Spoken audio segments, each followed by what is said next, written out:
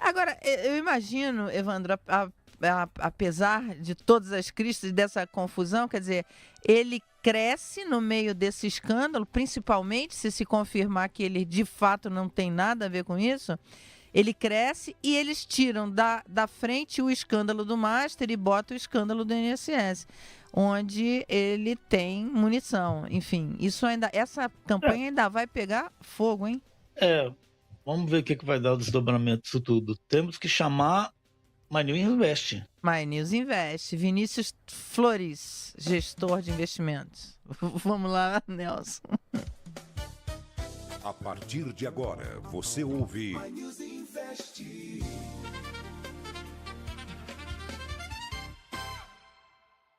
Vinícius Flores, gestor de investimentos e sócio da Straton Capital.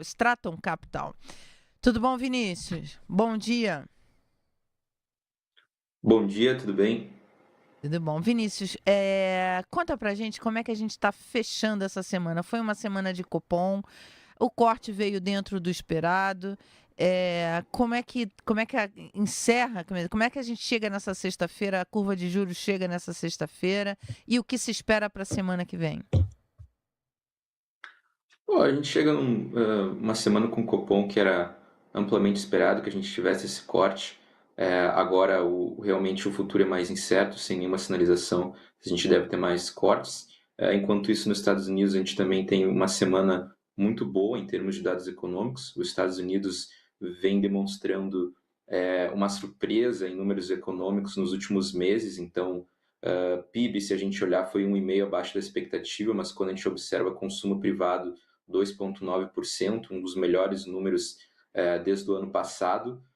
Expectativas de empresários, quando a gente olha as pesquisas de PMI para o setor de manufatura, para o setor de serviços, todas muito fortes. A gente teve o maior número desde maio de 2022 para os Estados Unidos em termos de manufatura, que os empresários estão esperando no PMI de manufatura, que é essa pesquisa com os executivos.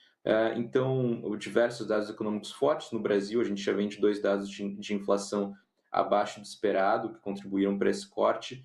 E nos Estados Unidos, hoje, a gente encerra a semana bem na expectativa dos números do mercado de trabalho. Até agora, taxa de desemprego em 4,2% nos Estados Unidos, bem estável. A gente vê um mercado de trabalho muito estável nos Estados Unidos. E se isso se confirmando e semana que vem com dados de inflação, a gente pode começar a convergir para uma expectativa de que o Banco Central americano, Kevin Warshman, tenha a taxa de juros estável na sua próxima reunião, o que é a nossa visão aqui na Straton, em decorrência de todas as mudanças que o Banco Central americano está passando.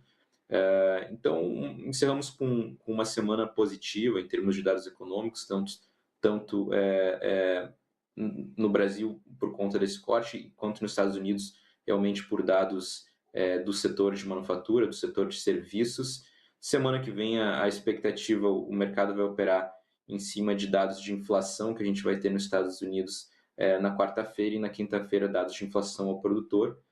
São com certeza os dados mais sensíveis no momento, levando em conta que a gente está num momento binário entre uma decisão se vamos ou não ter um aumento na taxa de juros americana, e isso sim influencia indiretamente todos os países, o Brasil também, seja por meio de moedas, ou seja por meio de como isso afeta as empresas brasileiras.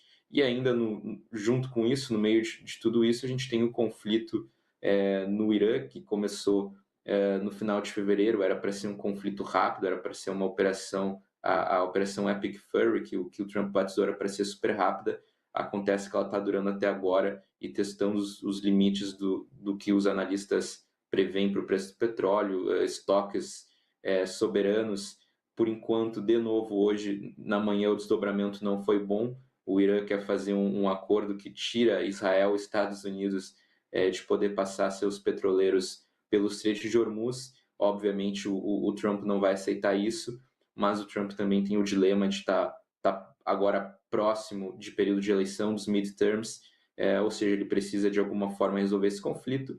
E o Irã, que antes dos ataques não tinha controle do Estreito de Hormuz, agora já tem esse ideal de que eles podem controlar o estreito e cobrar pela passagem dos petroleiros. Então, de um lado, na parte econômica, a gente vem observando os dados mais positivos quando a gente olha para os Estados Unidos, quando a gente olha para a Europa também. Essa semana a gente também teve dados econômicos na Europa de expectativas dos executivos também fortes.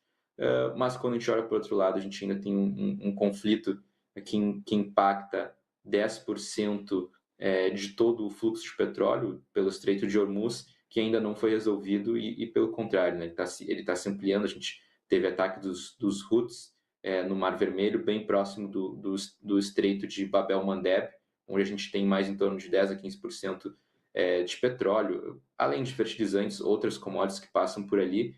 Então, por um lado, a gente ainda tem esse risco que a gente não deve deixar de lado, é algo muito importante, mas por outro, a economia consegue ser resiliente, principalmente nos Estados Unidos, e passar por tudo isso mesmo com todas essas adversidades. Evandro, você está sem som, Evandro? Oi, alô? Tô sem som ainda? Agora está com som. É porque... Bom, Vinícius, bom dia. Ainda que, né, caiu 0,25%, mas parece que a nota, o comunicado do Compom veio nas entrelinhas com alguns recados ali, com alguns cuidados, mas vamos devagar com o Andor, algo assim. Você pode explicar para a gente exatamente o que estava ali nas entrelinhas desse comunicado? Né? É bem simples. O Brasil veio agora de um ciclo de cortes. A gente teve nesse ano esse ciclo de cortes, então, e fica depois, mesmo com uma inflação que agora surpreendeu nos últimos 2 meses, acontece que a gente tem o conflito nos Estados Unidos e Irã, que afeta amplamente o mundo inteiro. Por conta desse conflito, se a gente olhar não só o Brasil, mas o mundo, no início do ano, na maior parte dos países a gente tinha uma expectativa de cortes, um ciclo de cortes ao longo de todo o ano, Estados Unidos, Japão, Europa. Agora a Europa já subiu sua taxa de juros, o Japão também, os Estados Unidos está nesse dilema se vai subir ou não. Então é um conflito que impacta o mundo inteiro, o Brasil não deixa de ser impactado também. A gente tem uma incerteza global com relação a isso. E aí, quando a gente olha para o Brasil, a gente já teve, o Banco Central já fez, né, o seu ciclo de cortes em parte esse ano, e agora ele depende desses fatores externos para que possa continuar um ciclo de cortes ou não. Além disso, pode ser, um impacto que o Banco Central também, de fato, não tem controle, mas tudo indica que a gente tem um El Niño, pode ser um dos mais fortes esse ano. O El Niño tem um impacto direto na safra brasileira. Historicamente, isso pode ter um aumento de 0,3%, 0,4% no IPCA, então o Banco Central também leva isso em conta. Mas, para mim, o principal fator aqui é a incerteza macroeconômica advinda do conflito. O Brasil, ainda que a gente produza muito petróleo, mas é um petróleo pesado, a gente acaba por não refinar, não ter tanta capacidade de refino. O Brasil precisa importar uma parte da gasolina e fica dependente desse preço de commodities que hoje está muito volátil. A gente tem 3 semanas atrás, Brent e WTI estavam acima de $90, essa semana eles chegaram a $75, agora hoje os dois já estão próximos de 80, ou seja, um mercado muito tá muito volátil. Quem não está fazendo a sua proteção, o seu hedge, sofre muito com isso. Então, com certeza, são fatores que o Banco Central leva em conta. Além disso, em anos de eleição, o Banco Central, política monetária, tenta mostrar sempre a sua independência.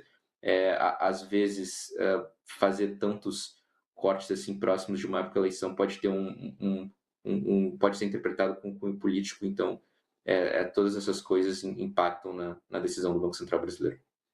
Vinícius Flores, gestor de investimento da Straton Capital, muito obrigada. Um ótimo fim de semana para você e a gente se encontra semana que vem.